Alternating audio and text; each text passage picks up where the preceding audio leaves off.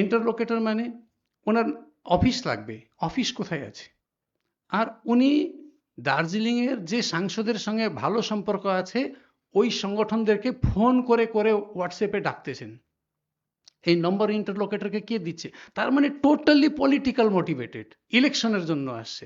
গোর্খাদেরকে আবার ভ্রান্তি, আবার ভুল বোঝানো হচ্ছে। আমি এটা দেখে সহ্য করতে পারলাম না। আমার লোক, আমার জনগণ যে আমাকে বিশ্বাস করেছে, ওনাদের উপরে একটা অন্যায় হচ্ছে, আমি বিশ্বাস করি। তো বিজেপিকে বিশ্বাস করে দার্জিলিং ডেভেলপও করতে পারতেছি না আমরা, আর ওরা যে প্রতিশ্রুতি দিচ্ছে ওটা পুরোও করতে পারতেছিলাম। তাই এই পর্যায়ে আমি রাজনীতিতে থেকে কি বলবো, কি করব? তখন আমি যে চিন্তা করলাম, আমার চিন্তায় একটাই সলিউশন বেরোয় আসছে। এটা হচ্ছে দিদি, মাননীয় মুখ্যমন্ত্রী মমতা ব্যানার্জি যে লড়াই লড়ে যাচ্ছেন জনগণের পক্ষে, আমি সেই লড়াইয়ের একটা পার্ট অ্যান্ড পার্সেল হব। এই আমি একটা ডিসিশনটা নিলাম। সেই নেওয়ার পরে আমি আসলাম। এবার দেখেন, আমি একটা ছোট্ট জিনিসও বলে দিই আপনাদেরকে। আমি যেমন এসআইআর, আমি শুরু থেকে, আপনারা দেখেন আমি বিজেপি, এই টিএমসি আসার আগে, আজকে তো আমি টিএমসিতে ঢুকতেছি, হ্যাঁ আমি আজকে টিএমসিতে ঢুকতেছি, এর আগেই আমি অনেকবার আমার পোস্টকে দেখলে আপনি দেখতে পারবেন আমি এসআইআরকে বিরোধিতা করেছি। এসআইআর নিয়ে শুরুতে আমি কেন বিরোধিতা, শুরুতে বোঝার আগেই আমি বিরোধিতা করেছিলাম এই এসআইআর। স্পেশাল ইন্টেন্সিভ মানে স্পেশালি করতে হয়, তার উপরে স্পেশাল ওয়ার্ড দেওয়া আছে। হ্যাঁ, তো এই যে এসআইআর করা আছে, এটা এত শর্ট টাইমে কেন করতেছেন এনারা? এটা তো একটু সময় নিয়ে করা উচিত ছিল। হুম, এই যে কালকের ঘটনা দেখেন আপনি, সব এখন ক্লোজ হয়ে গেছে, এসআইআর কাজ সব ক্লোজ হয়ে গেছে, এখন চিঠি আসতেছে অমুক অমুক ডকুমেন্ট চলবে না। তাহলে যারা সাবমিট করেছিল ওনাদের কি হবে ভবিষ্যৎ? হুম, ওনারা কি আর ভোটে থাকবেন না? পাহাড়েও অনেক জনগণ এবার বঞ্চিত হবেন, এটা আমি এখনই বলতেছি। দেখেন, এই লড়াই আমি লড়ব। এই এসআইআর টোটালি একটা সুস্থভাবে চলা, ডেমোক্রেটিকভাবে চলা গভর্নমেন্টকে নীল ডাউন করার যোজনায় এই এসআইআর এখানে লাগু করা হয়েছে, যেটা হবে না। এটা বিহার নয়, এটা পশ্চিমবঙ্গ।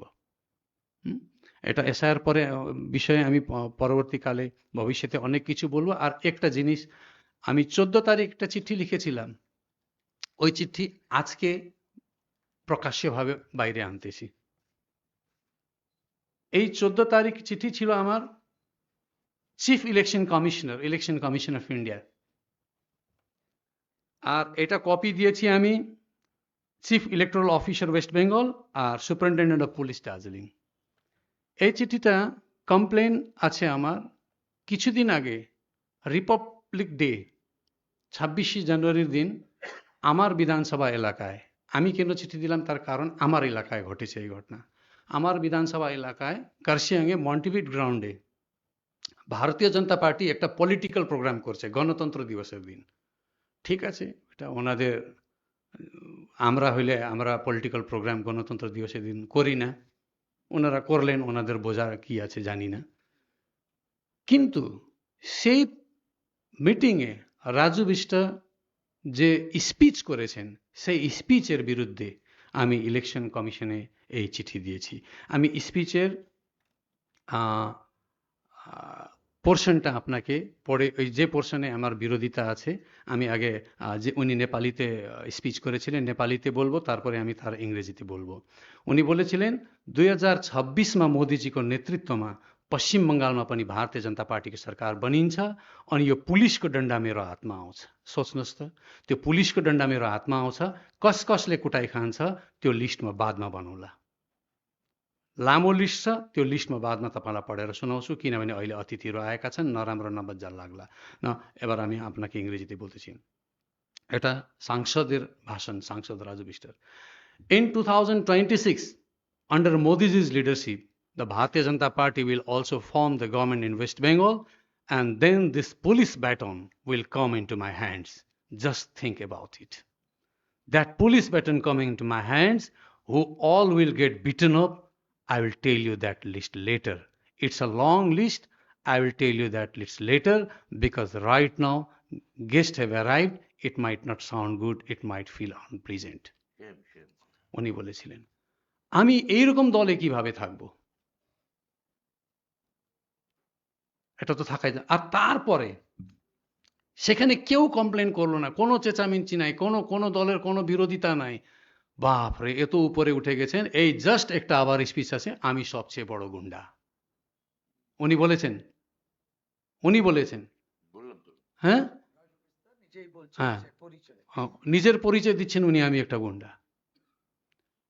তো এবার দেখেন, এই গুন্ডা রাজনীতি থেকে তো আমাকে আমার গোর্খা জনগণকে বাঁচাইতে হবে। হুম, আমরা তো একটা সুস্থ সমাজ পরিকল্পনা করে রাজনীতিতে ঢুকি, গুন্ডামি করার জন্য ঢুকি না আমরা। তো এখন আমি একটাই জিনিস দেখতে পারলাম, পশ্চিমবঙ্গে যদি সবাইকে সুস্থ করতে হয়, ঠিক করতে হয়, একটা ভালো সমাজকে গড়ে তুলতে হয়, তখন আমাদেরকে এই বিজেপিকে এখান থেকে তাড়াইতে হবে। আমি আপনাকে স্পষ্টভাবে বলতে চাই, আমি 1 বছর গোর্খা জনমুক্তি মোর্চাতে ছিলাম, তখনও আমার এই দাবি ছিল। কেন? গোর্খা জনমুক্তি মোর্চা তখন বিজেপির সঙ্গে ছিল, বিজেপির দাবি ছিল এটা। আমাদেরকে স্বপ্ন দেখাইছে, ওই স্বপ্নের উপরে বিজেপির যে ম্যানিফেস্টো, আমি ম্যানিফেস্টোর উপরে বলেছি, কালকে আমি রাজনীতি করব, তৃণমূল কংগ্রেস যে ম্যানিফেস্টো বের করবে সেই ম্যানিফেস্টোর উপরে আমি রাজনীতি করব। আমি যে লেখা আছে, যে প্রিন্টে আছে, তার উপরে যাব আমি। ওটা তো বিজেপির সাবজেক্ট ছিল। তো আপনি সুষমা স্বরাজ ভাষণ শোনেন, আপনি ইসের ভাষণ শোনেন, কি বলে, লয়ার ছিলেন উনি, অরুণ জেটলির ভাষণ শোনেন, হ্যাঁ আপনি শুনেন, ওনারা বলেছেন, প্রতিশ্রুতি দিয়েছেন, প্রতিশ্রুতি দেওয়ার পরে আমরা কি চাইবো না সেখানে বসে? আমি তো কোথায়, আপনি তার আগে আপনি আমাকে কোন ইয়ারে দেখেছেন? আমি শুধু 1 বছর গোজামুমে ছিলাম, তারপরে আমি বিজেপিতে। তার আগে আপনি আমাকে কবে কবে কোথায় দেখেছেন এই বিষয়ে? আপনি বলুন। मुख्यमंत्री ममता बनर्जी जब से एसआईआर शुरू हुआ है तब से उन्होंने विरोध प्रदर्शन कर रही है, यहाँ से लेकर सुप्रीम कोर्ट तक गई, और आपने कहा कि ममता बनर्जी विकास कर रही है, डेवलपमेंट कर रही है, और आप एसआईआर का विरोध कर रहे हैं। तो अभी 2026 का चुनाव, कुछ महीने पहले चुनाव हो रहा है, यदि ऐसी विरोधता थी तो जब दीदी के सड़क पे उतरी तो तभी आपको बीजेपी छोड़ के दीदी के साथ में आना चाहिए था, विरोध करना चाहिए था। अभी चुनाव है इसलिए आप बीजेपी छोड़ के टीएमसी में आ रहे हैं। ऐसा नहीं है, मैं अभी अभी आपको बताया भी था ये बात कि लास्ट असेंबली जब तक लास्ट नहीं हुआ, असेंबली का लास्ट सेशन का लास्ट डेट, तब तक मैंने अपने जनता को धोखा नहीं दिया। तब तक उन्होंने मुझे बीजेपी के सिंबल में जिताया था, मैं बीजेपी में रहा। भले मैं अंदर विरोध करता रहूं, आपने देखा मैंने अपने ही पार्टी के खिलाफ विधानसभा के अंदर मैंने धरना भी दिया था, फिर भी मैंने अपने पार्टी को नहीं छोड़ा। तब ये उसूल की राजनीति है, मैं उसूल पर बोल रहा हूं। विष्णु जी, व्हाट इज आप बोलिए, आप बोलिए, अब एक मिनट एक करके आप बोलिए, आप बोलिए।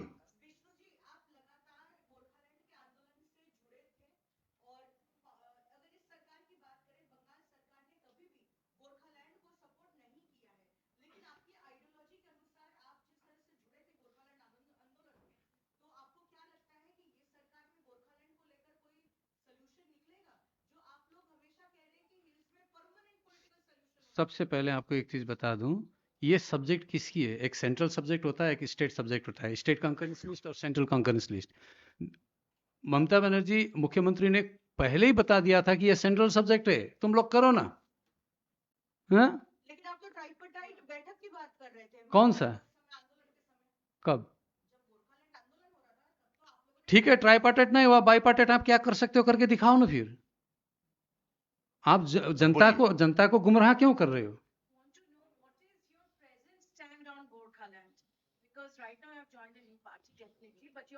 मैंने 5 साल घोषणा पत्र में जो था वो मैंने बोला, अपने पार्टी के खिलाफ मैंने धरना भी दिया, मैंने अपने मैनिफेस्टो के ऊपर रहा। मैनिफेस्टो का टाइमलाइन खत्म हो गया लास्ट असेंबली के साथ, अब मैं नई टाइमलाइन पर काम करूंगा।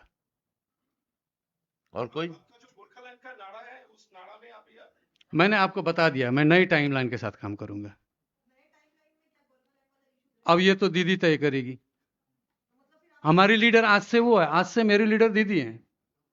अब दीदी जो तय करेगी मैं वो करूंगा। पहले नरेंद्र मोदी जी ने जो तय किया था, नड्डा साहब ने जो तय किया था, अमित शाह जी ने जो तय किया था, उस पर काम किया मैंने। अब दीदी जो तय करेंगी उस पर काम करूंगा।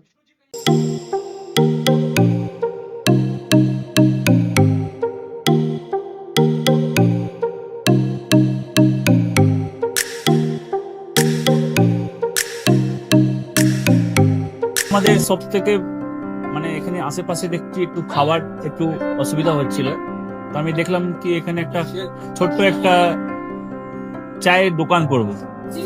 তারপরে চায়ের দোকান থেকে ভাবছি ছোট একটা ধাবা করে দিই। ছোট ধাবা থেকে দেখছি এবার একটু সাজিয়ে দিই। এই আস্তে আস্তে করতে করতে এইভাবে হয়ে যাবে আমি নিজেও ভাবতে পারিনি।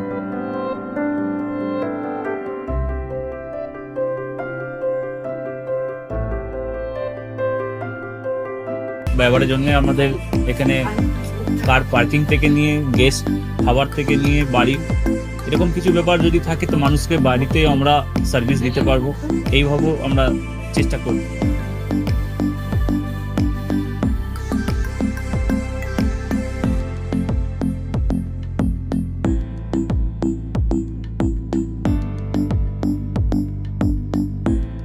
একদম সাধারণ, বাইরে থেকে অনেক চিপ বেস্ট মধ্যে খাওয়াটা কোয়ালিটিটা সবসময় পাবেন। একবার আমি মানুষকে একবারই বলবো কি একবার আমাদের কাছে এসে একবার টেস্ট করে যাবেন। দুপুরবেলা থেকে আরম্ভ আমাদের খাওয়া, থালা, বেঙ্গলি থালা, চাইনিজ ফুড সবই আছে, একবার এসে টেস্ট করে যাবেন।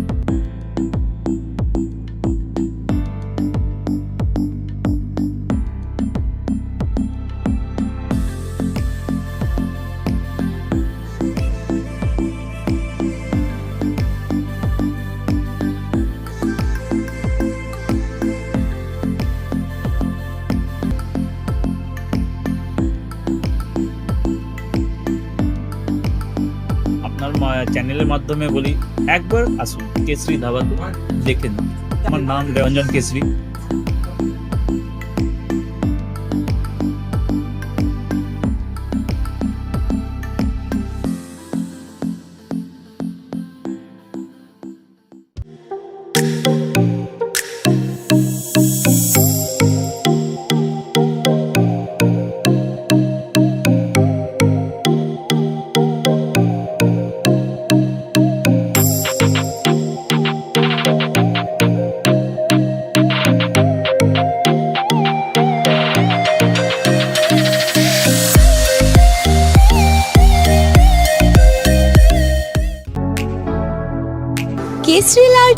কেশরী লাইট হাউস এবং কেশরী লাইট হাউস নিজেদের রান্নাঘরকে আরো অত্যাধুনিকভাবে সাজাতে সমস্ত কিছু পেতে চলে আসুন নৈহাটি গৌরীপুর চৌমাথা বাজার কেশরী লাইট হাউস।